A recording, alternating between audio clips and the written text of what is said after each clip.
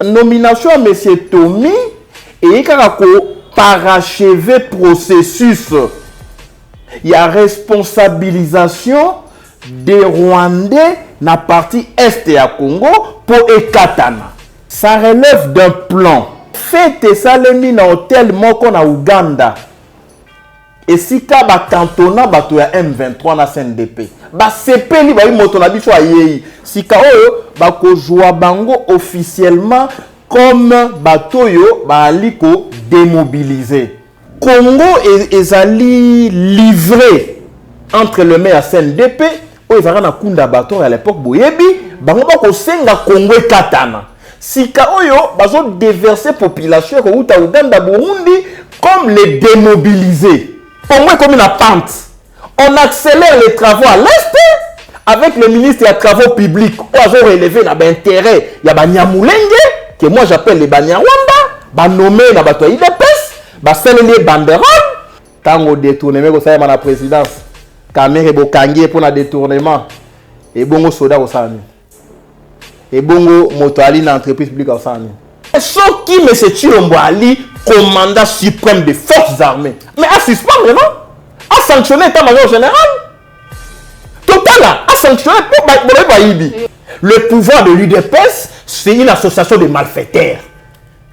C'est une entreprise criminelle. Et quand l'armée pille, donc l'armée n'est pas différente, la classe politique. Maintenant, qui peut sauver le Congo? Après, mandat Oyoyo. Moutouaï DPS à ta chef de quartier.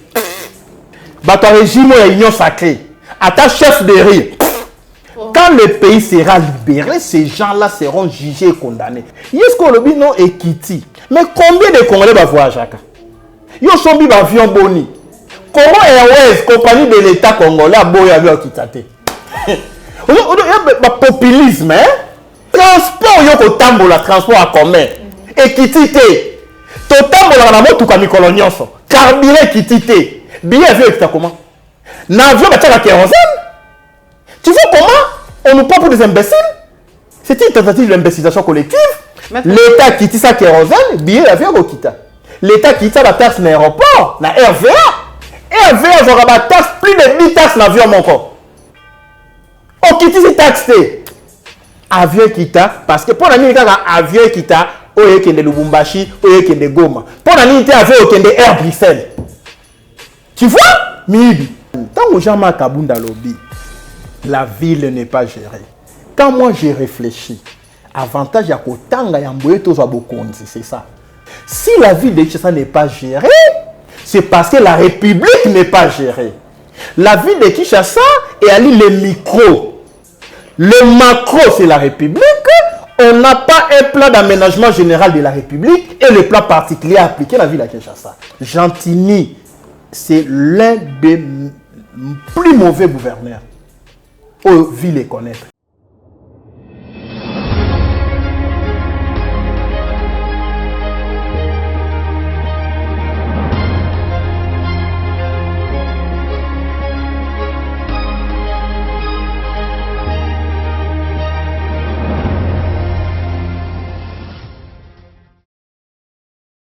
Mbote Nabino, bandeko balandi émission Vérité de tous côtés, dans la chaîne de Vérité, www.claire télévision, vous allez belé, vous allez bakou ya kolanda biso mukolo mwalilo.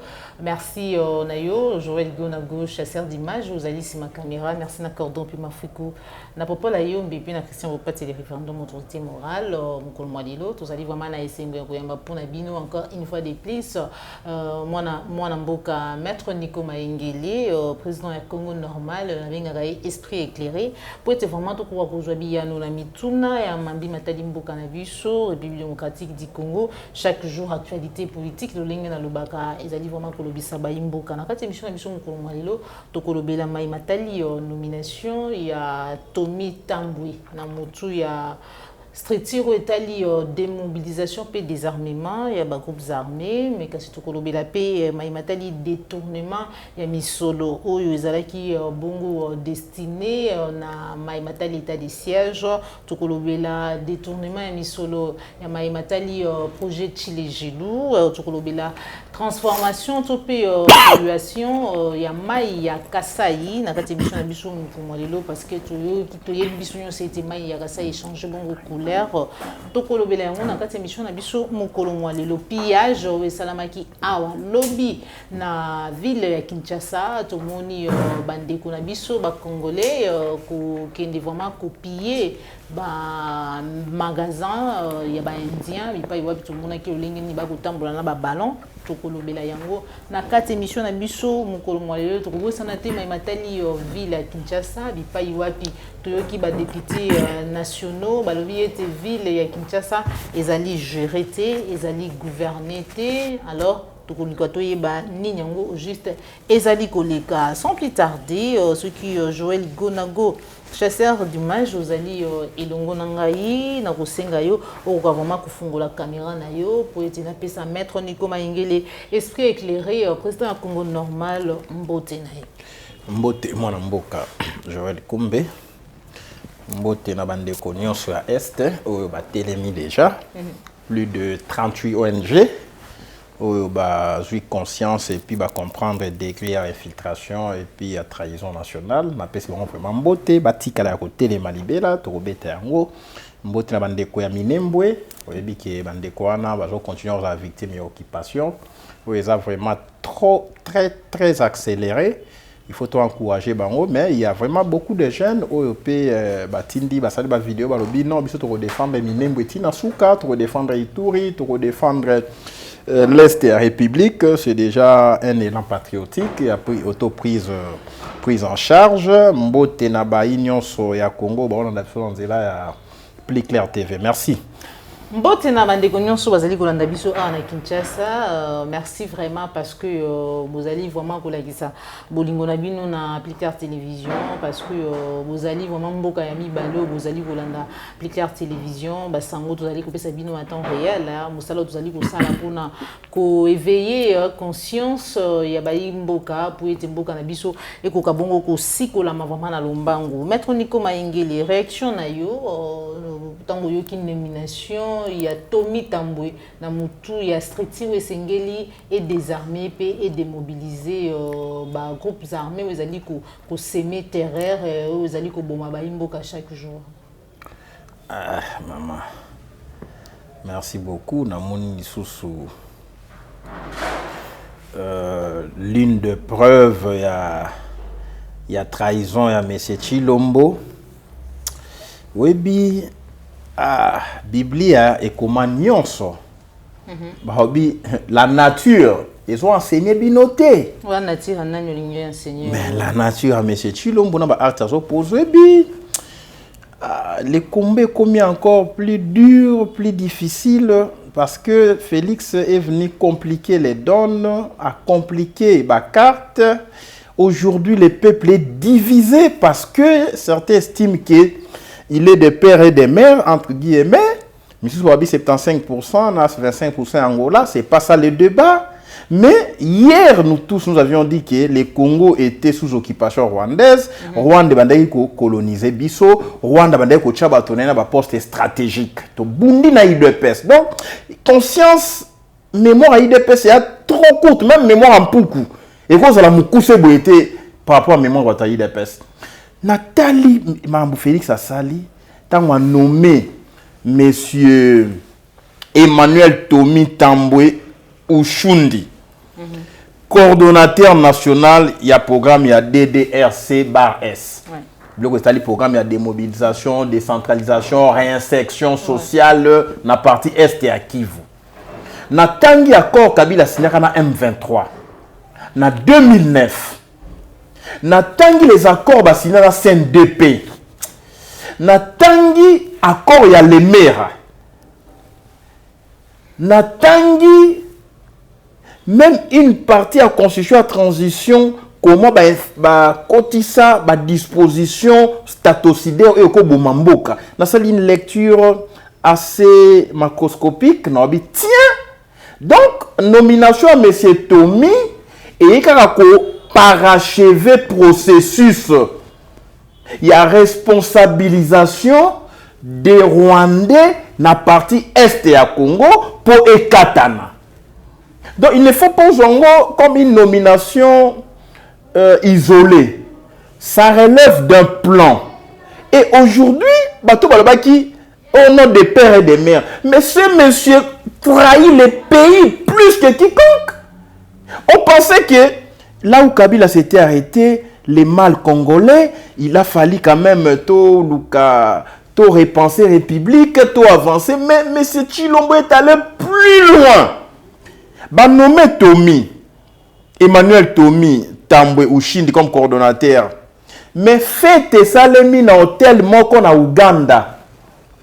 Et si ka ba cantona bato ya M23 na CNDP. Ba sepeli ba moto na biso ayei. Si ka oyo ba ko joa bango officiellement comme bato yo ba aliko démobiliser.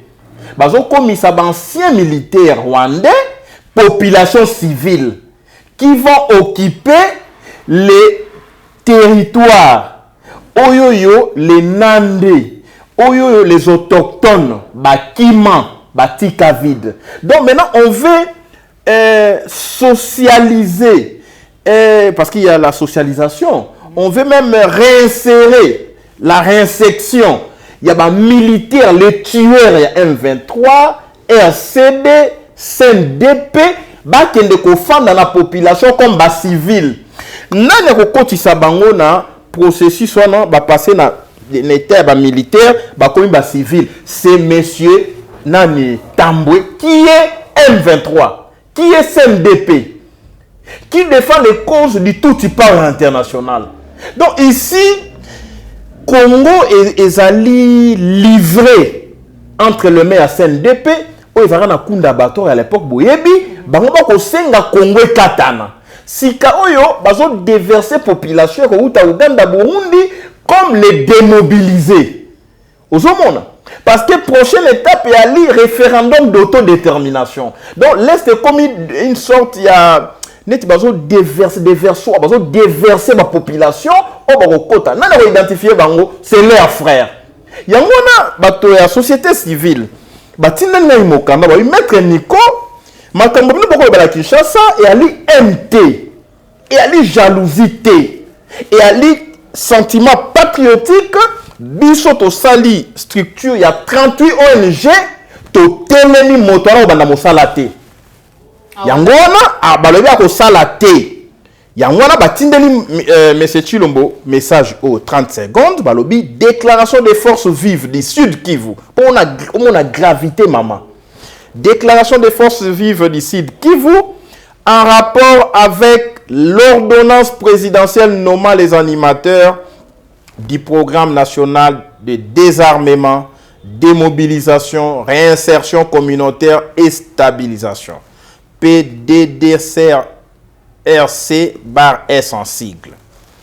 Paragraphe 2. Cependant, les organisations de la société civile et les mouvements citoyens du Sud Kivu soulèvent des inquiétudes face au choix et à la sélection des animateurs du PDDRC, dont est en particulier M.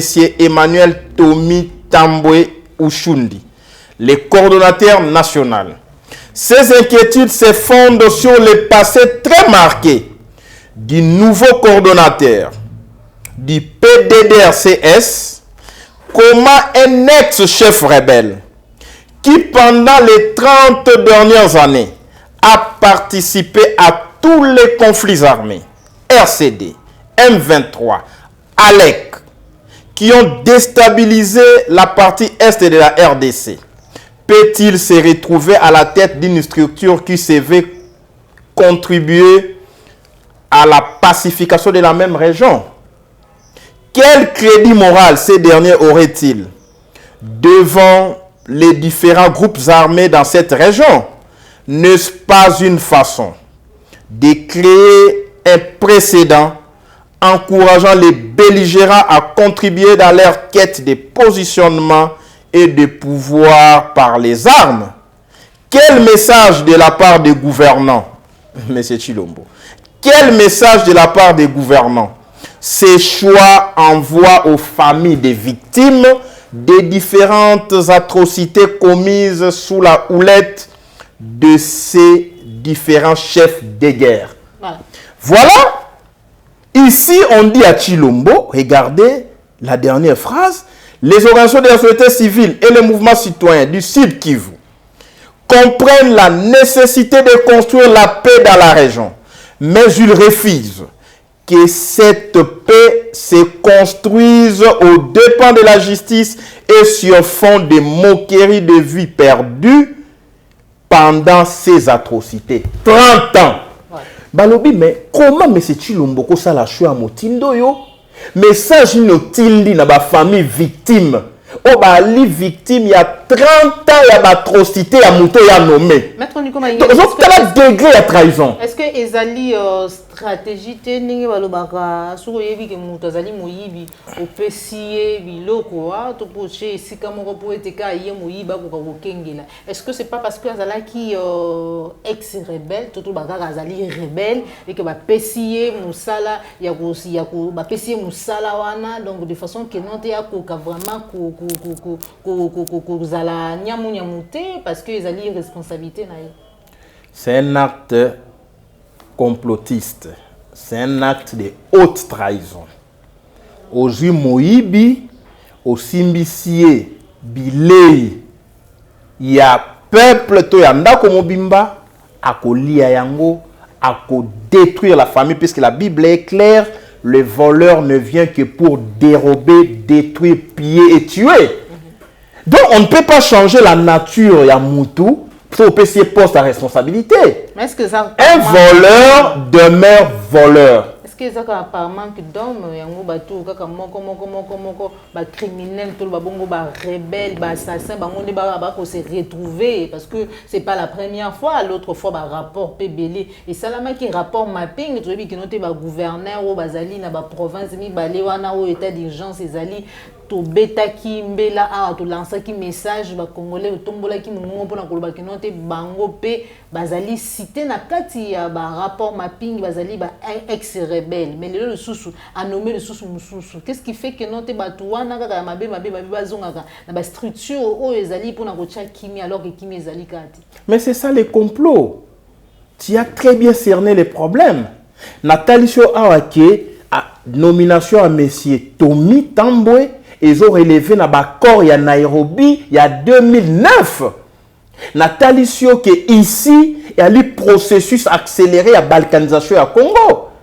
Au lobby qui est non, mais peut-être expertise, peut-être erreur, peut-être non. Ici, l'erreur est humaine. Mais persévérer dans l'erreur, c'est diabolique. Donc ici, tu as la nomination de Salema, donc l'année de près. Au M. Chilombo, lorsqu'il s'agit des intérêts du Rwanda au Congo, il ferme les yeux. Pour au monde, ce n'est pas un acte isolé. Regardez, Kabila to soukoumie, to bundisie, Kabila comme ko hésité. Akende Rwanda ko luka ke na butu. Kagame po ya habite ko yate, population au fond nganga na sali rwandais, ngana collaborer na ba rwandais. Mais quand Chilombo est arrivé, premier acte, Rwandais, c'est-à-dire compagnie d'aviation à Rwanda dans le Congo, autorisée et fonctionnée. Kabila, à Bangaki Kondima, et fonctionné. Rwanda, et kokitana ba militaire a en tenue civile na Congo. Et koyana bato, et belé, bato ba kozongate. Webi ki Rwanda a sali biso mabe. Asuki wanate. Ambassade ya Rwanda na Congo, ezalaki fermée sous Kabila. Biso ambassade biso pe kuna na Rwanda non fonctionné té. Oui bien ngo. Mais ce Chilombo arrive à autoriser ambassade ya Rwanda et fonctionner. Deuxième acte ya trahison. Troisième acte. Denis Mukwege a Telemi. Abi ya génocide na Congo. Président Fayulu a Telemi. Génocide na Congo. Babomi biso 10 millions. Un tribunal pénal international. mais c'est Chilombo qui est na Rwanda, alobi insécurité na Est ali ba effet collatéraux je ne suis de Rwanda. Donc na Congo je ne suis de Salimate. Troisième acte. Quatrième acte. Tolobi bato yo babundisi biso mandat CNS. Commission Vangu Mambweni elobi banya Rwanda bali ba Congolais te. Bazui Manduki, Bakoti Zamba, Tobundi na bango, Musée Akufi, Bitumbe ko construire Congo et Katanite. Ya yei alobi banya Rwanda bali ba Congolais. Cinquième acte. Sixième acte. Tolobi Rwanda bundisi biso 30 ans. Musu tolobi un jour faut la guerre en Rwanda. Balobi tolo papa Rwanda publié les réseaux d'infiltration il y a armée congolaise par les Rwanda. Expert écrivain oh madame même pas congolais neti ba Charles Onana. Ba commis c'est tuer tout au cœur de la tragédie congolaise. Ba la kisi ndenge ni ba ko yiba wolo ya Congo. Ndenge ni Rwanda comme premier producteur ya coltan oyo na mabele na été. Ndenge ni Rwanda zo infiltré biso et puis zo bomba ba militaire na biso. Ba rapport aux Nations Unies existe. Sixième acte, mais c'est Chilomba qui a salé accord na Rwanda, joie wolo ya Congo, exploiter wolo ya Congo, teka ngo na mokili mobimba, sécuriser ba site yo ko exploiter na Congo. Septième acte. Bato balobi ba M23 ba CNDP o ba na Uganda Rwanda Burundi bazela ka rapatriement na bango na Congo pour ba lancer une vaste guerre ba kata Congo to ba lancer un mouvement ya autodétermination à peuple revendication populaire ba femme da kuna ba na Congo te tant que on ne va pas les identifier. Kabila Banga Chilombo ya lobi ndeko na bango Tomi zala mokonzi yamba bato wana. Et yo ebi singa ike batie moibi pour contrôler miibi. C'est un plan, il y a balkanisation. Ouais, c'est le 10e acte. Donc, quand on parle d'acte, M. Chilombo, j'ai fait une étude macroscopique. Il y a situation dans la vie, c'est dangereux.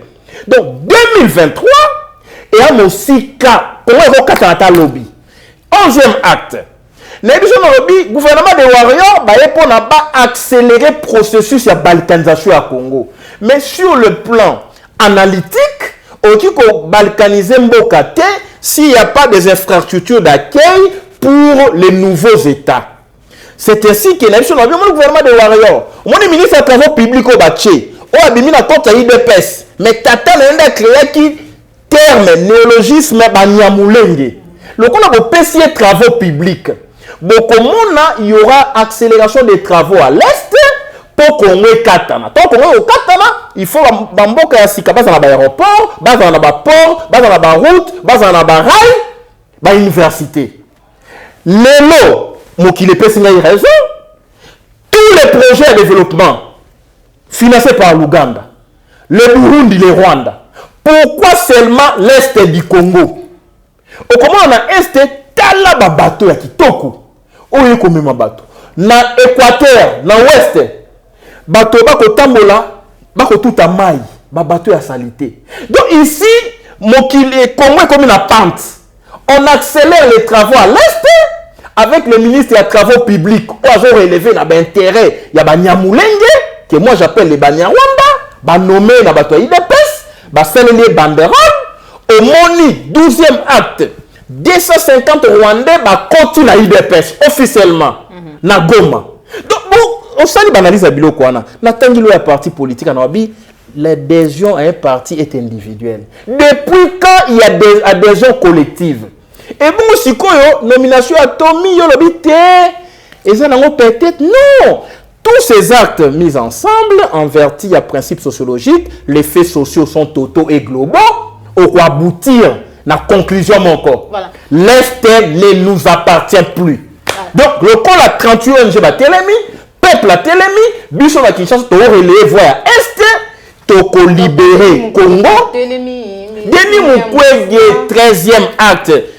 Denis Mukwege Lobi, les Rwanda a infiltré Bissot. Les Rwanda a bomi Bissot. Kagame Lobi, même Congolais m'ont racouffaté. Chilomba Lobi, non, ma méthode, je ne peux encore répondre, était tout ça, diplomatie. On se comprend qu'aujourd'hui, ce que tu as dit, Makambo na tangi awa, Congolais sont magnoli, on va discerner, on va te Lobi, non, mais c'est Chilombo, s'il vous plaît, les Congos ne vous appartient pas, qui t'a vendu les Congos?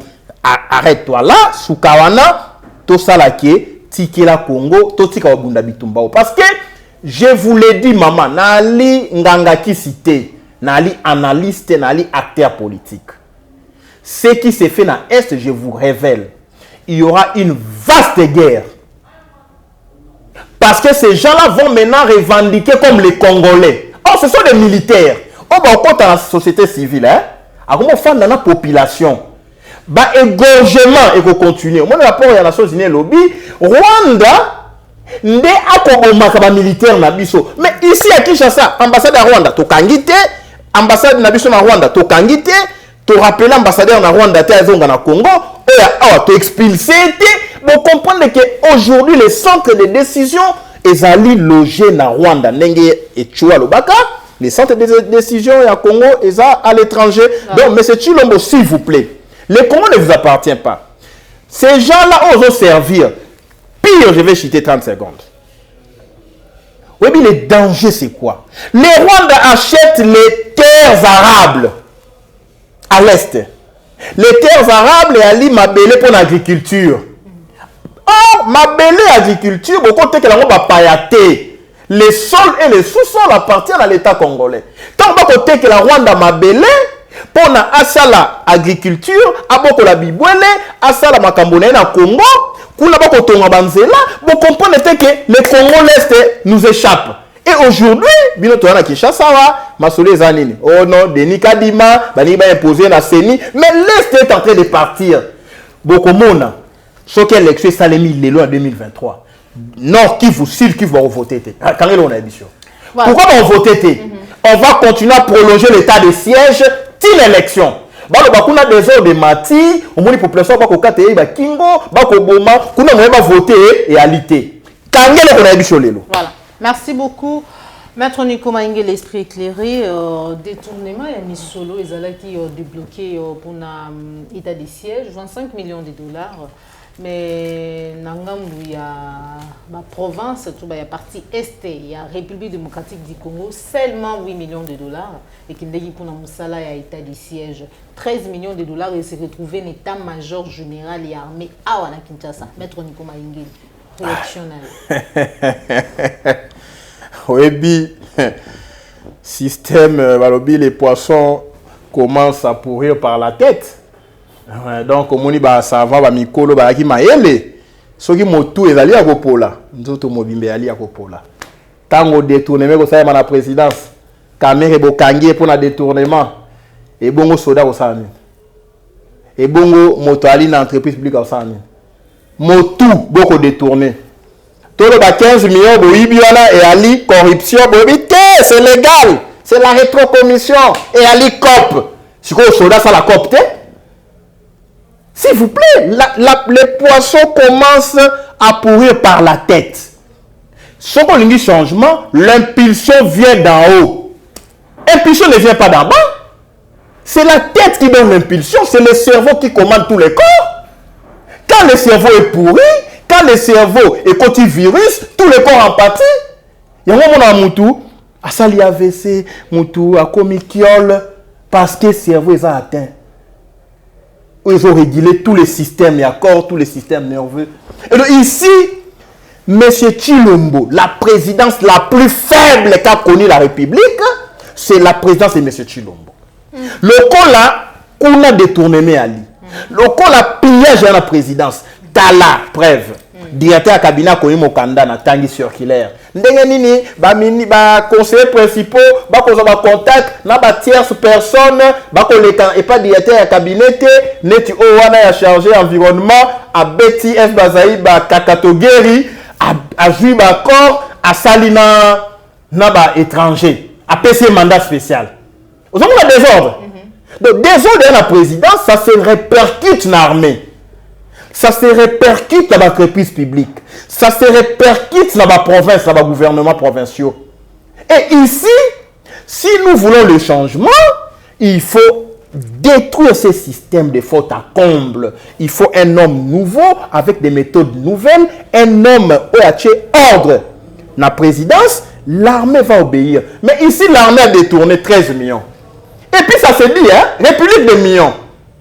Au Congo, on ne vole que 2 millions. Le peuple croupi dans la misère. Oh, 15 millions, 400 millions, 80 millions, 120 millions détournés, 26 millions, 29 millions. République des millions. Maintenant, ici, l'armée lobby en bon. Bissopé aux oui. Mais ce qui, M. Chilombo Ali, commandant suprême des forces armées, mais à suspendre, non? À sanctionner l'état-major général. Total, à sanctionner pour Baïbi. C'est incapable de sanctionner. Il y a la sanction, c'est la télévision. Le système, quand il est corrompu, c'est-à-dire, c'est la division du travail. C'est Adam Smith. La division du travail. C'est la partition des rôles. Ici, c'est une entreprise criminelle. Le pouvoir de l'UDPS, c'est une association de malfaiteurs. C'est une entreprise criminelle. Ils nous volent dans le mode de participation criminelle.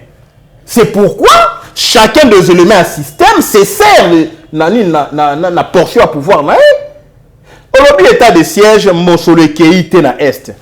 Mais on a dit vidéo, soldat Moko Holoba, pour découvrir ma secret. À table au niveau de l'état de siège, armée déjà secret. Ma politique, quand on a la déstabilisation à Congo. Interpellé pour la ligne. C'est un général, ça les vidéos. Bolingi, la routine de la haut. Bolingi, pour quatre états de siège, ils ont retard. Tu as dit, secret nyonso. Tu as dit, nani ba déstabiliser à Est, biso ba soldat, tu as dit, tu as dit que les politiciens de Bali na sima. Attends, au 4 états de siège, tu as dit la vérité, la secret nyonso. Mais ceux qui vont dire, armée, tu as ordre, tu as ordre. Mais c'est vous les politiques. La vidéo circule dans les réseaux sociaux. Va sanctionner nan. Donc ici, c'est res nilius. Donc c'est un bien 100 mètres. Non, armée à Timbeli. Donc, Dieu est civil, on va déstabiliser. On va piller. Mais ce qui est dans le pays, l'armée n'a agi en démonté. Dans un pays normal, l'armée allait dire le colabino va trahir au peuple, va trahir l'idéal, l'armée prend le pouvoir, on met de l'ordre. Ce n'est pas une incitation au coup d'État, mais c'est une analyse sous d'autres cieux pour réagir en démonté. Puisque tu sais, l'armée est le dernier rempart d'un peuple. L'armée patriotique. Quand tout le monde a trahi, l'armée ne peut pas trahir. L'armée peut sauver le meuble. Ce qui reste encore, il y a qu'à sauver. Mais quand l'armée pille, donc l'armée n'est pas différente, la classe politique. Maintenant, qui peut sauver le Congo? C'est le peuple. Tout le monde a trahi, l'armée a trahi. Ceux qui ont trahi, c'est que Mobutu n'allait pas tomber. L'armée pouvait dire, Mobutu a fait un mandat, la communauté internationale ne veut plus de lui, nous faisons un coup d'état de palais. C'est ça une armée nationale patriotique. On défait Mobutu, va sécuriser pour les loyaux et bons services rendus dans la République. L'armée récupère le pouvoir, te bouter dehors Afghan, n'est quoi avancer, et on allait libérer la République. Ce qui fait mal, Maître Nico Maïngele, malgré le détournement, bon, Kondika Moutouba Kozoa et armée, parce que la situation vraiment déplorable, c'est grave, parce que nous découvrons que les Singabi na Zando Mikolo, donc comme on dit, nous peut pas sikandingi balubaka, bas soldats, na bas policiers en tenue, bas ko senga ka batumbongo na Zando, ngamoko le même jour, bas opé sanga information, ana na mataki na bus moko ou un militaire est monté en tenue militaire. Non, Yokutolobi ko senga mbongo. La mendicité est interdite dans la loi. Mais il faut qu'il nous donne la mendicité. T'as là-bas image aussi qu'il est dans les réseaux sociaux. Bitumba entre les militaires, les hauts gradés. C'est pire que Kosenga. Au moment où on a capitaine à Betty Major. Au moment où on a policier à Robulisa FRDC. Et puis, pendant le moment, Motomeli, Zododo, Akoboluka, Mabena, Teni. Kosenga, ils sont moins bien. On n'encourage pas. Mais Moto Oyoyo, Akobundisa, au gradé, nae, to subalterne, nae. Armée, Koufi. Moi, je suis fils de militaire. Tant que je suis au col, on a Kanseta, on a Kanchachi. Au comment on a garde civile. Au comment on a unité, il y a. Net ya béret rouge, nani ba soda à seta. Comment a DSP. Ce qu'on a tambola. À toi, ali garde civile. À toi, ali la unité nini. Ce qu'on a dit que dans ma PK. Au moins, qu'il a plus gardé que yo au kangami au kauki. Si après, ils sont au repos. Laissez-vous comprendre. Mais ici, discipline armée à l'issouté. Oh, unité n'a pas été. Atta colonel à koleka. Simple sergent. Pene, a tient mon panzé ta comment a été. Et ça, la matate na armée. Un capitaine a bêti major. Et ça, le matate na armée. Un major a simbi capitaine en autres. Et ça, le matate na armée. Le plus gradé ne peut pas provoquer les subalternes. Au cas simba subalterne dans autres. Yango Moni, les majors a été condamné à 5 ans. Batiki capitaine, babi légitime défense. Donc ici, l'armée Koufi. Voilà pourquoi, si on détruit une nation, il faut détruire son armée, il faut détruire son éducation, il faut détruire la jeunesse. Si on détruit la jeunesse, on moni zododo, on peut ça zododo, on met la diamba, c'est ça. Agene, on détruit l'armée, dernier rempart. On détruit l'éducation, le pays est parti. Alors. Donc aujourd'hui, on n'a plus de pays, donc il ne faut pas condamner l'armée, bako senga nanzela, bana salaire ya malamote, bali narration te, bako pesa bango lambate, bako pesa bango même singlete, biso ba papa na biso on pesa bango banda chaussette, botte, tina sous-vêtement ya ba militaire. Souda ko la ta sous-vêtement ya ba militaire, single ya ba militaire, chaussette ya ba militaire, béret. Même le montre militaire, moi j'ai vu ça. Mais c'est ça, l'armée Koufi, Soda Kosomba Teni na Tombola. On a homogénéité de Teni à l'ité. Même na Tombola, Tala. Quelle est cette armée qui a mis les Teni? Au monde en Wapi.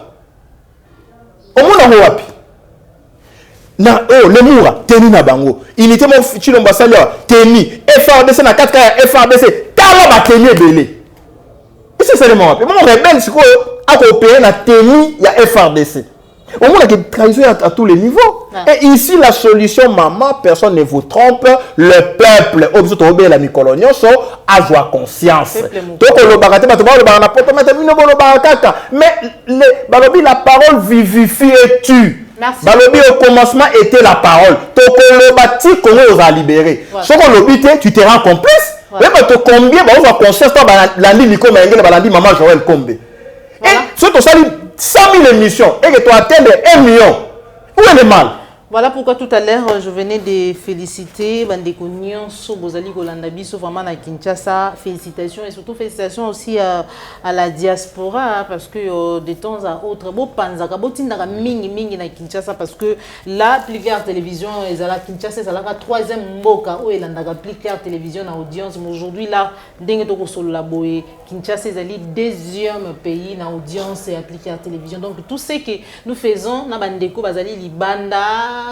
Éveil wana conscience, tout ce que Maître Nico dit ici, ezali ko sala vraiment musala pour être mboka et ko kabongo ko sikola Maître Nico Malingele to lo bela makambo tali détournement. Projet Chilengelu yaki on a ko zipa ba mabulu ko sala ba misala même ba moko ezali na projet pour notre monde ko musala na ngoti même mbongo déjà qui débloqué 13 millions de dollars comme d'habitude mboka ba millions. Et quelle est la réaction de Maître Nico Malingele? Oui, puis, tant Nathalie détournement, et ça l'a mis à 13 millions, Nathalie détournement, un projet sur Chigelou. Sur Chilengelou, on a habité dans Mnoronini, Laxinini. Il semble qu'il y a un Chilouba, c'est bien l'une des langues nationales. Alors, Nathalie détournement à armée, maman, s'il vous plaît, RDC et la République des détournements et de corruption. Je ne vois pas République démocratique. C'est une république de détournement et de corruption. Une république de détourneurs et de corrupteurs. Même de corrompus aussi. Comment cette république va détourner? Voilà, Kamé est dans les Koïba. Parce que détournement, on peut Kamé peut à partir de la prison, à BBC, à détourner les sous-soumons, tout ça. S'il vous plaît, maman, Nangaï. Au moment où ceux qui bato baebike nena boya. Si je suis, vous êtes DG, pour exemple, il y en a bien. Gona, Ali caméraman. Ntumba Glace, Ali collaboratrice dans journaliste dans Plus Clair TV. Bah constater que déjà la Moïbi, bah on est en Doïba. Zolanda. Un chef qui vend, ok, aux autres poussés dans la volée peu baïba. Et on a vu la banga oté. So il n'a pas maman Ali Ndumba. Moi ça au la Kindumba. Maman Kogange l'a été parce que bah la même nature. Donc les détournements sont salement. Et Ali clair, quand on sommet ils ont détourné la base il faut détourner. Et ça c'est la dépravation des mœurs, c'est la destruction de la société. Et ici la justice aussi. Il n'est pas au Sanine. Si il est mon sol, il n'est pas vite. Mais comment, tu vois, au Congo, hein, au monde a monté à la prison, a détourné, il va mieux, va condamner, mon solution, à partir de la prison, il a son immeuble. On a tombé à son villa. Les prisonniers, les millionnaires au Congo, qui achètent. Et nous, les hommes libres, incapables de l'acheter. Et ça, c'est la République de Chilombo. Donc, il y a un tapage. Oh non, IGF. Oh non, s'il vous plaît. C'est ça, non? C'est ça. Et regardez le phénomène. Mais c'est Chilombo, s'il vous plaît. Tikamboka. Tikamboka, to bandako reconstruire mouké. To bandinan ko reconstruire armée. To bundana ba voisin. Nyonso ba boto ni mabele à Congo. Telle aventure. Tant qu'on détourné. Quand on a mis ici dossier. Qui kayabine. Dossier va faire la justice à Kimi. On l'a noté. Mais comment Mboka Nignoyo Batonio se sont déjà signé à Wakimara. John Numbi Akenda. Kalev Akenda. Kikayabin Akenda.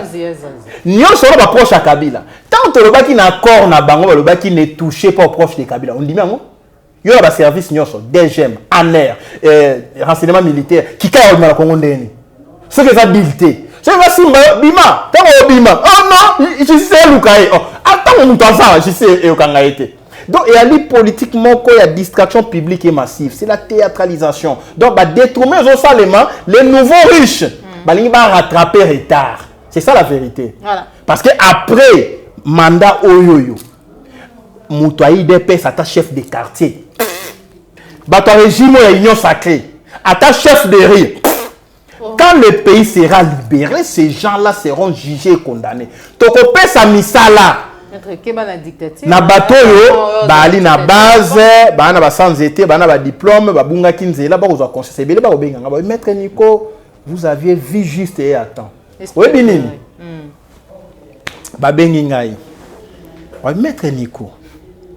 Le président Félix Antoine Chilombo a outil copé sa ordre ba kitisa ba priya au sanitaire ba priya ya avion. Ce que ba bengi ngai. Ba maître Nico. Biso ba kino to mataka avion te. Biso to kanisa ki Chilomba sombi ba avion ya sika. Vous comprendre? Pour permettre biso nettoyer na Air Zaïre. Biso ton toko là, toko lia ka biloko ya Air Zaïre. Moni bokina aéroport boko sakana bosi biloko ya Air Zaïre ba biloko ya aéroport hein. Ouais. Est-ce que le bino est Kiti? Mais combien de Congolais va voyager aka? Yo sombi ba avion boni. Comment Airways compagnie de l'État congolais a boy avion kitate? Le populisme hein? Une entreprise voilà gérer c'est planifier. Une entreprise nous a boyé une entreprise d'aviation au sali planning na yo. Une année, on a foutu à $50, on a touché un salaire à $500, on a touché un salaire à $1000, billet avion c'est autant par rapport à la fluctuation monétaire, ouais. Tout ça. Brisquement, bon divisant par deux.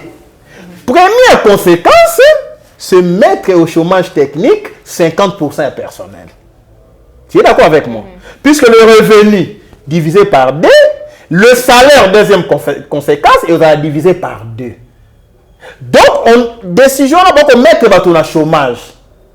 Laissez-moi comprendre. Parce que dans le gouvernement, il y a une réduction, il y a un salaire, il y a une institution. Non, distraction, sans malocombe, il y a distraire bateau.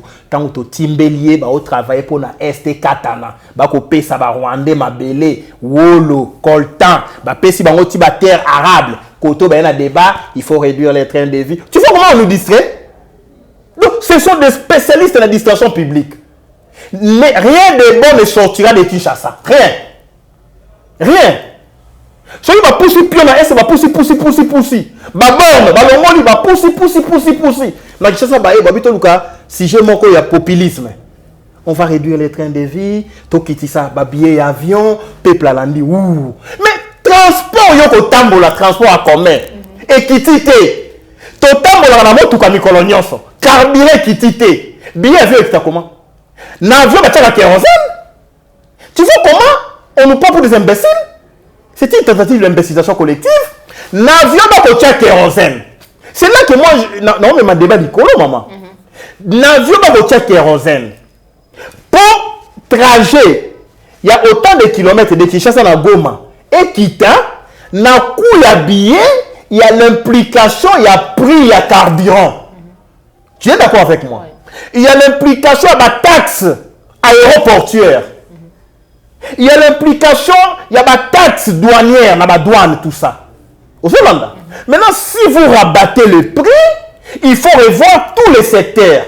C'est-à-dire les taxes aéroportuaires, il faut quitter les taxes, il y a vol, atterrissage. Il faut quitter la taxe, oui, ça l'avion sur les fans de la tarmac, Mwangonga. Il faut quitter, pour influencer le prix avion. Kérosène, il faut quitter. Est-ce qu'on utilisera autant de quantités à kérosène, ou utiliser la même quantité dans le même prix, ça n'affecte pas la réduction à prix à coût, il y a billet, il y a avion. Donc ici, vous avez des gens qui ont vraiment des délinquants politiques. Donc, voilà, tout aussi Congo, tu as lancé la vidéo qu'on a. Moi, je suis un homme réfléchi. J'ai réfléchi en intellectuel. Parce que les éléments constitutifs, il y a prix à billet d'avion. Kérosène, il y a Kati. Trajectoire, taxe aéroportuaire, taxe d'atterrissage, taxe à vol, droit de transit. Donc, tu vois, au moment où les droits de l'aviation civile. Donc, on a interrogé droit d'aviation. Non, mais bateau, bako finga pe, bako moleso ba nyama, ba nyangala kata na bango ba sakana biso. L'État quitte sa kérosène, billet d'avion ko kita. L'État quitte la taxe na aéroport, na RVA. RVA aura ba taxe plus de 10 taxes na avion mon corps. On quitte ces taxes. Avion kita parce que pour la nuit avion kita, oye kende Lubumbashi, oye kende Goma. Pour la nuit avion kende Air Bruxelles. Tu vois? Mibi. Donc, ticket avion Kinshasa Bruxelles, comme c'est l'Occident, non. Ticket avion Kinshasa Afrique du Sud, Djobourg, non. Ticket avion France, Air France, non. Pour Air France, vous appliquer bêtises, Air France a offert le bateau dans le Congo. Parce que notre personnel a un salaire annuel et a voté dans le budget dans 2 années. Il faut que ça soit ultimatum, peut-être l'année prochaine, te revoir. Grille tarifaire, c'est comme ça qu'on appelle ça. La grille tarifaire. Procédure, non, c'est que l'État va gérer la planification, la budget.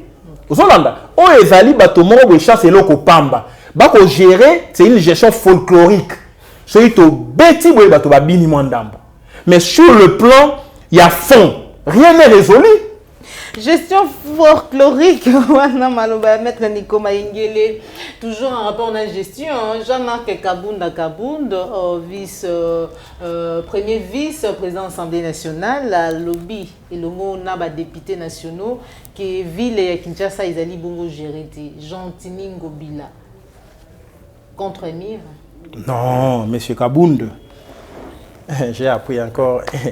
Étudiant mon père à la Mouka et fait à député mon père à la Mouka et fait à qui tanga na ineki na bandi droit kotanga na kimukolo na pe ya kotanga na droit abandi droit ya mabete siko avant banda G1 na droit ça ina niveau ni tous les temps biso to yeba ke po yo tangeka na okanisa moto mosusu yo cité moto mosusu donc bali ebele na Congo wana okotanga ya mabete bali ebele ko lisaka ba CV yango wana omoni l'état.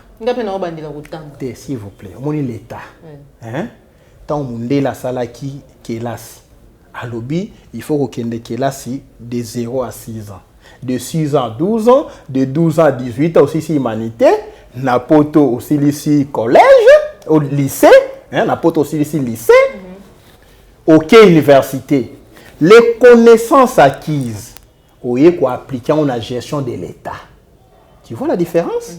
Mais yo bandi non go gérer. Attendez, ah maman, yo kato solate elengi.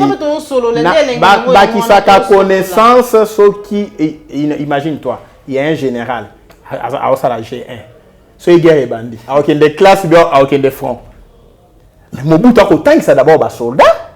Il y a moyen comme un général. Il faut comprendre parce que comme la poste à responsabilité, il faut offrir à la République l'expertise dont vous êtes détenteur ou dont on est détenteur. Bakembara qui est là, c'était tout en gérant. Soit au gérant aussi ici, après que Kotanga, soit on aura besoin de la connaissance. Mais ici, au Tangité, au Jubokondi, après que Kotanga, si on a appliqué, au Kotanga, la bouton, on a appliqué dans Tongo, ou bien on a appliqué vide, on a besoin de connaissance après. Donc, par là, tant que Jean-Marc Kabunda lobby, la ville n'est pas gérée. Quand moi j'ai réfléchi, avantage à Kotanga et Amboye Tozo Bokonzi, c'est ça. Au Mona, biso Totanga qui carré logique. La logique formelle.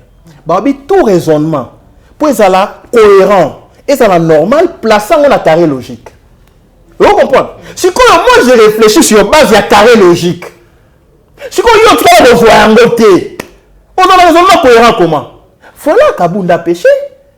Quand il dit la ville de Kinshasa n'est pas gérée, bande aéroport, dans le centre-ville, immondice, caniveau, et ça boucheté. Mais Nico Mengele te dira, si la ville de Kinshasa n'est pas gérée, c'est parce que la République n'est pas gérée. La ville de Kinshasa est allée le micro. Le macro, c'est la République. On n'a pas un plan d'aménagement général de la République et le plan particulier appliqué à la ville de Kinshasa.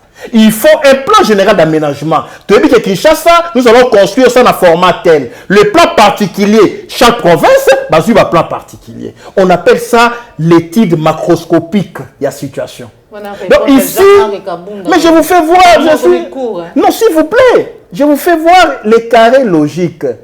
Et ça n'est pas lobby, on moni fleuve, Mayanjili et Ali Rivière. Au lobby, oh non, Ndengenini, Mayanjili, Ndengenini fleuve, et Zabosoto, parce que Mayanjili est la propre. Alors que Mayanjili, les autres se déversent dans le fleuve. Est-ce que vous comprenez? Bosoto et la rivière, et qu'on se déverse dans le fleuve. Vous comprenez? Alors, Bosoto et la République, ils ont se répercuté dans la province Nyonso. Tout comme Bosoto dans la province Nyonso est formé Bosoto et la République. Si quand on y a lobby, la ville de Kinshasa n'est pas gérée. Question pour un champion. Monsieur Kabound, dis-moi, la ville de l'Équateur ou la province de l'Équateur est-elle gérée? L'Équateur, c'est pire que Kinshasa.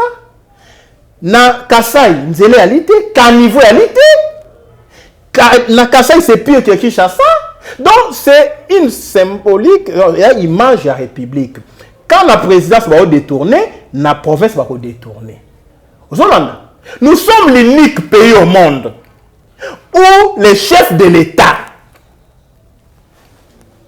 azo circulé à Tamboli, Bakangi Banzela, Bamotard, Bagirophare, mais à Moni Penda, Nanzela, Bako Komba na Kombo Yandaku. Et si on a un combat Bosoto, na Kombo Yandaku, ville, bon, ça c'est pas possible. Alors qu'il y a des enjeux appropriés, laissez-vous comprendre. La ville n'est pas gérée. Mais c'est Kabound. Mais le gouvernement central donne chaque mois 2 millions dans la ville de Kinshasa. Pendant que la ville n'est pas gérée, 2 millions pour la salubrité, c'est qu'il y a des rétro-commissions. Vous l'avez dit? Ils ont géré 2 millions Ndambo et Zongi la présidence, dans le gouvernement. Bah, justifier la salubrité. Et on a tellement que quand la ville est sale, c'est la République qui est sale. Ouais. Il ne faut pas que la ville n'a qu'à la République. Mais c'est Kabound, l'objectif, ce n'est pas de dénoncer la saleté. L'objectif, c'est la tête de Gentilly. On veut mettre un parlementaire debout à la tête de l'UDPS. C'est ce que je vous dis dans CKT. À la tête de la ville. À la tête de la ville. Un parlementaire debout. C'est quelqu'un de Kingaboua qui va remplacer Gentilly.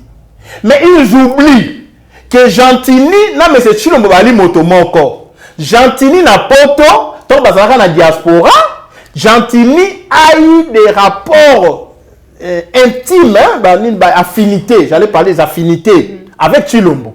Il semble que moi mon solo paye, après c'est vraiment mon solo, on comprend, à jouer en charge. Donc, nous sommes pas bunda goloba. Si Chilombo a Gentini ou rien, Gentini ou rien. Au moment où Gentini a beaucoup de gens d'autres, Chilombo a dit, ce que Gentini a fait, c'est bien, soutenez Gentini. Donc, Chilombo a la dette morale à Gentini. Gentini, c'est un mauvais gestionnaire. Hollande.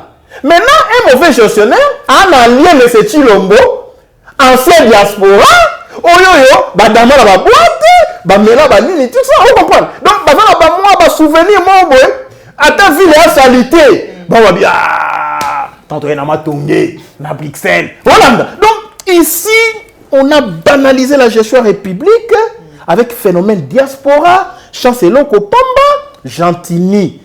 C'est l'un des plus mauvais gouverneurs. Au ville et connaître. Kimbuta est mieux que Gentini. Kimbuta a créé la structure. 30 secondes. DGRK. C'est nous qui avons créé les répertoires généraux et si j'étais contribué à la DGRK à l'époque, nous avons les vérificateurs. A créé Rimokin, Régie immobilier à Kinshasa. A créé Régie de publicité, Kimbuta. A créé Direction provinciale du contrôle des marchés publics.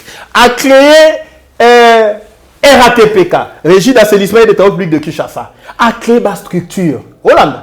Gentini a coûté ma société, ma salélio. Lui, tu sais ce qu'il crée? Il a créé un ministère. 10 ministères provinciaux, 8 commissariats généraux. 10, donc, le gouvernement de Kinshasa, 18 ministres. Donc, commissaire général, un ministre provincial. Gentini a multiplié ma poste. Pour aller mon solo, la taxe na biso. Alors qu'on pouvait affecter ça dans l'investissement. Il y a qu'on gérer ville, M. Gentini, sans repasser dans le marché public. À quoi on sait la même, et l'homme bengi, ce qui est inspection provinciale d'investissement, alors que vous avez ANAPI, Agence nationale de promotion des investissements. Ici, il confond les investissements avec les marchés publics. Le marché public est allié droit à commande publique. Direction provinciale à contrôle le marché public est allié pour contrôler la dépense publique. Le gouvernement provincial a sala. Mais Gentini, il ne veut pas être contrôlé. Et ici, tant qu'on a libéré Congo, Gentini, audité gestion. Donc, monsieur Kabouya, c'est Kabunda, la ville, mais la saleté à ville et aussi la tête tant qu'on n'a pas un plan d'assainissement général, un plan d'aménagement général. Il y a République et puis les plans particuliers pour chacune des villes. Il y a un monde dans le pays, Moussoussou, telle ville, telle commune est construite, Bandako est un modèle tel. La ville de Kinshasa, c'est une ville à construire. Nous devons détruire cette ville. Et non, Bambaka, Bamadoussou. Non, il faut détruire la ville de Kinshasa. Merci beaucoup. Et construire une autre ville moderne. Tout comme presque vers la fin de notre émission, Maï Nakasai, maître Nico Maïngele, échanger colère, qu'est-ce qui ne va pas? Bambisi ba kukufa. Mboka oyo vraiment nzambe kaka kwa luzolo. Sinon, Mai na Kasai. Angola. Mai wana na Kasai yana source na Angola. Ah non, Mobutu toko la na nzala me bako saka na peuple boyete. Source ya mai yana Angola. Si ya biloko eza toxique. C'est que ba substance toxique, c'est que la source. Non seulement Bambisi va changer couleur, ba hippopotame va changer couleur, peuple amelakama yona kokufa. Et Kinshasa ne sait pas faire même une protestation en Angola. Kinshasa ne sait pas dépêcher les experts dans la source. Bata la main où ils allaient empoisonner. Quelles sont les substances où ils kati ya mai wana? Vie la population est en danger à quel degré? Au début va consommer en gros nini sort dans les nini.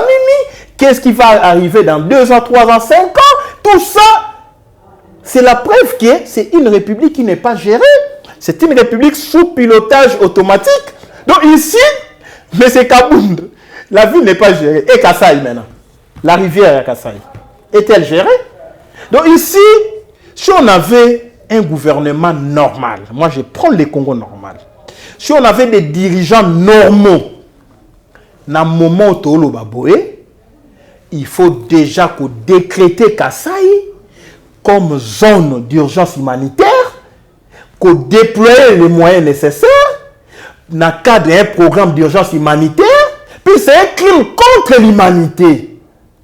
Qu'on pollue maille, c'est tuer toute une population. Et le pouvoir de Kinshasa s'est rendu complice. Vie, attitude, dans comportement. Et Nico Mayengele, si je ne dénonce pas ça, je me rends complice. Voilà pourquoi nous, on a dénoncé cet acte, il y a crime contre l'humanité, et nous exigeons des explications claires en Angola. Une république se gère avec un sursaut patriotique. À un moment donné, non, mais je suis président du Congo. Mais ce sont les Congolais. Source en Angola, d'Angola, je vais voir clair. Ça coûte quoi? Et je paie, moi, Nico Mayengele, source et outil Angola. Tout ça, la recherche, tout le monde qui est Angola, à Baby Simai. Hein? Madame? Ah, non, beaucoup, un jour, photo, j'ai mais ici, mais c'est une est faible. Face à Angola, Congo, Brazzaville, Rwanda, Ouganda, Burundi. Angola, qui est un hélicoptère, Angola, Kinshasa, Angola, vous voyez bien, Angola, ça a provoqué Bissou, qui est avion de chasse, et survolé Kinshasa, vous voyez bien, et suivi la photo dans Kingakati, tout ça, pour le renseignement militaire. Vous foutez Angola, mon solo? Donc, Angola, mais Angola, il y a provocation. Non seulement, Mayana Baby, on a encore présent. Angola va pomper pétrole à monde. La nappe pétrolifère.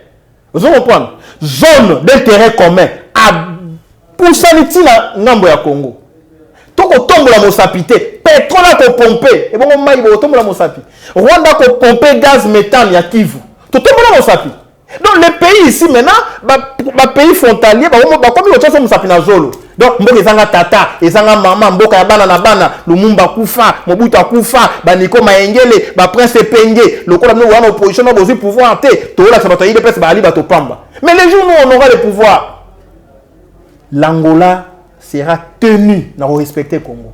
Tous les pays voisins. Mais ici, Maître Nico Mayengele, l'objet moni pillage, sur le Bongo, on a limité, ballon tombola et tamboli tomoni lengeni tombola ballon ezali ko tambola Maître Nico Mayengele, c'est vrai parce que c'est une énième fois oyo na anda bazali ko bomaka bandeko na biso, mais est-ce que méthode ou manière où il y a pillage qui pour résoudre certaines choses?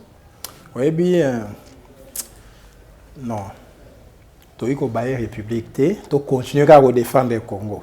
Ce gars, c'est fini, les pays partis. Même Kolo et Bouélé, maman. Ce que vous avez beaucoup de tabac. Au moins, tabac. A kati sa ina ngambo, a inda kolia matiti, ba bomie, au retour, nata nani a bomé linga in tabac. Mais Congola comme moins qu'un tabac. Ba bomana Inde, mota retour na alité. Babo manangola motokotu na alité na Brazzaville ba melisaso ba maya savon motokotu na alité babo mana Rwanda motokotu na alité babo mana Kivu na mboko na biso moko motokotu na alité tokomi bibwele ya mokili parce que vous n'avez pas un pouvoir protecteur. Bobomi congolais na Inde. Ah non, Inde fut un pays pauvre. Lelo Inde avec l'industrie pharmaceutique, va se relever, il va comme une économie. Mais il reste sauvage. Donc c'est comme des australopithèques. Hein? C'est comme le Moyen-Âge, moyen-âgeux. Diplomatie ne repose pas sur le sang des victimes, s'il vous plaît. La diplomatie, c'est les rapports de force. Les Congolais, tiens, bomi bisopuna. Mais qui va attaquer un magasin? Non. La diplomatie, c'est ça la diplomatie, la réciprocité. C'est comme la ambassade, yope kanga. Mobutu. Ah non. Babomi motalibo mana roi Angola. Mobutu a pris hors de la base. Les Angolais ont été exécutés. Obomi Congolais na Inde. S'il vous plaît, on doit vous expulser ici. tous les sans-papiers, il faut refouler dans les conditions ici, s'il vous plaît, les Indiens sont le petit commerce dans le Congo. Chaque Indien au Congo est gardé par un général. Et puis vous dites que les Congolais abonnent Indien. N'est-ce pas comprendre le système actuel? Moi, chef de l'État, au Bomi congolais, ici au Congo, votre ambassadeur refoulé, votre ambassade fermée, on boycotte les produits indiens, c'est ça. Et puis on va atteindre leur économie.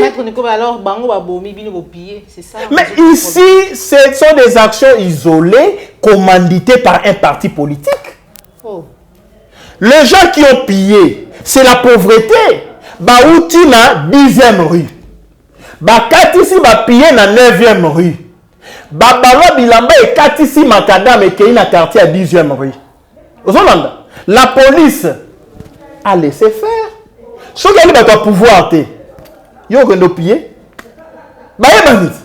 Donc ici, le problème à pillage pour moi, je ne suis ni chaud ni froid parce qu'il est remplacé vie à Moutouté.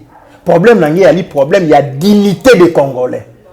On peut piller, on peut détruire, mais vie à Moutouté, qui tous les biens, tous les rôles du Congo, vie non des abelés, bon, mais on est sur le Congo, peut-être éviter. Ta vie, maman, elle est qui, coltane sur le Congo, la valeur. Si on t'abat, la vie même n'a pas de prix. Donc ici, M. Chilombo, dans le régime là qui s'y pendant la limite. La limite, s'il vous plaît. À un moment donné, au Fandi, au Tamboli, observer le Congo niveau commis, au monde à Motonanzela, à Zomi le Belaye Moko. Ah, Tambola. Mais on le bat dans les vides. Les gens ne savent plus à quel sens c'est voué. On tambola na téléphone andouille au talaboué bakati ba congolais muitu au talaboué abomi congolais na Inde au talaboué on ba militaire kenyan bakiti na est mais ba militaire kenyan bakiti na est ce sont les militaires qui sont les Tutsis les militaires au batinda ka opération militaire na cadre ya opération dans cadre de collaboration bilatérale ou multilatérale souvent là les militaires qui sont atteints na sida peut-être que les gens ne le savent pas. Donc le militaire, il ne suffit pas de recevoir les mercenaires. Il faut voir la sur la santé na bango. Il y a un monde qui va Zimbabwe, qui va soutenir le musée. Na bitumba ya agression à Congo, majorité va na sida et ba tiki sida na kanseta na Zimbabwe. Ba Namibie ba ka na sida. Bangolais, puisque pour l'armée normale, il va élément inutile. Quand on nous demande un appui militaire, on prend les militaires qui sont atteints, batindi bango na zone de front. Aujourd'hui, on peut vous envoyer même bali atteint la Covid. Parce que le Congo devient une poubelle. Et bon, c'est pénible, militaire Kenya bunda guerre wapi. Si ce n'est que qu'on renforcer position tout na est. Donc ici maman, les pays s'il vous plaît, Nzambe. Ce que yo ka Sambo, ya ba congolais, tata Nzambe. Tozo kende wapi. Tala mai kamlambai, a osala concours. Azo recruter ba musicien azu li babe ya ba petit moi outi goma a PC micro petit amele na micro ne ba ko na est ay oui et sali mawa tala déjà conscience mais Mike ya otala ka batama miso etangite ba fi ba permettre batangi ma ya miso ba mais oh leader ande nini miso makasi boy. Merci beaucoup maître Nico Maingele, nous sommes arrivés à la fin de notre émission. Merci pour notre pesa biso ngonga ya ko sololana yo vous avez kebele ba vous sepela ki na émission oyo ce que sepela ki vraiment na yango like et partager ce que zalimba la biso landa biso ko bosa na tiko sabuni na kati la chambre de vérité matondo na yo Joël Go na gauche chasseur d'image aujourd'hui qui sur ma caméra Papa Alphonse Salam de Dominique Sanal, Papa Laurent Bungunza, Nabosanité Jean Bembe Ouest, Jacques Makabou, Mike Ndenge Grace Tumba, Popola Yumbe, Maître Nico Maïgele, numéro de téléphone. Apparemment, il y a un peu sauté pour être baillé. On appelle ça le numéro de téléphone. Mais mot de la fin, aller dans le cadre de l'émission, dans ce M. Chilombo libéré, bateau Bakanga qui lobby, dans sit-in, il y a un mouvement citoyen. Et Salema qui n'a parlé du peuple pendant que moi j'avais audience dans le tribunal. Et vous m'avez accompagné dans l'audience dans le tribunal. Alors, Bati Kabango, Bakangi, M. Bali na Kalamu, na district à Kalamu, M. Bali na Kalufungula, ça ne sert à rien. kokanga ba jeune ba revendiquer dépolitisation à CENI. Même si moi Nico je ne crois plus aux élections. Moi Nico je crois na libération et auto-prise en charge à peuple. Les indices, tous les indices sérieux, il y a faillite, il y a l'État et il y a réunis. Donc il ne reste qu'un liquidateur pour déclarer Congo en faillite. Et ici, quand le peuple prend conscience, les mouvements citoyens, et là que l'équipe réalité, même si on tient Kadima Bonoma qui est conseiller dans le mécanisme de suivi, mais c'est Chilombo, en avril 2019. Mon toit de pèse, babi ko tient et quitté. Si on fonctionne au tient dans ma casse, bisobe to mi bimisa na baba na ma casse, comme ça pour kanga tous les Kinois, pour kanga tous les Congolais, on va voir ce qui va arriver. Puisque dans le Congo, on a pas de marché à mini pour la CENI. Si on a pas de est, on va marché. Sauf marche pour la folie la salle pour la est, babeta sur ma sas. Babomi va to end, va marché. Le quoi to marché à pour la CENI. Donc question à CENI et comme revendication nationale tout libérer Congo. Comme ça, mais c'est Chilombo comme Babi jeudi, tu as l'avantage chaque jeudi marche. N'a parlé du peuple. Mais c'est tu as vos services là en air, DEMIAP, renseignement militaire, botindelinga bato balukinga na lingwa longwa de andaku, botindi bato ndako maman Chantal, ba menacer moi na outil kilas wa iba tumbanda ko maman Chantal. Donc ba menace est réel. Na bato IDPS, na bato régime. Mais bino bato régime. Bino bato renseignement militaire, en air, DEMIAP, armée la police, botel la peno ba salaire na bino. Avant de continuer comme menace rabiso. To bunda po bino pe boza mosolo ya malonga.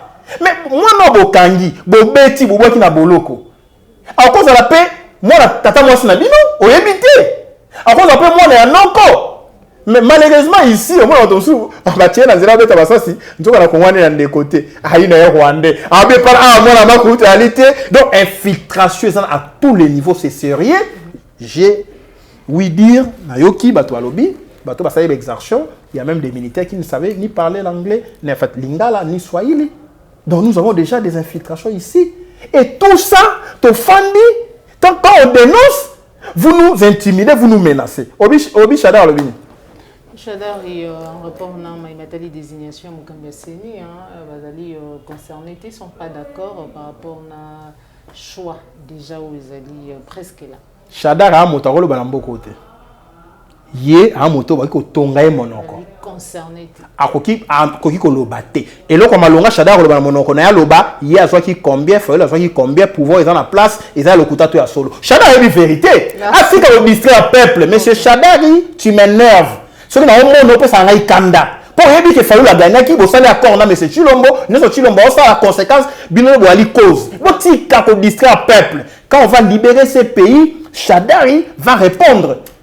C'est quoi ça? Pour mettre Nico Mahingé l'esprit éclairé, merci Najado Mbala, Motopamba, Christophe Bopate, référendum autorité morale, de Tokutani Bomumbala Sima, toujours sur la chaîne de vérité, www.plicard télévision, la chaîne qui vous informe à temps réel. Au revoir.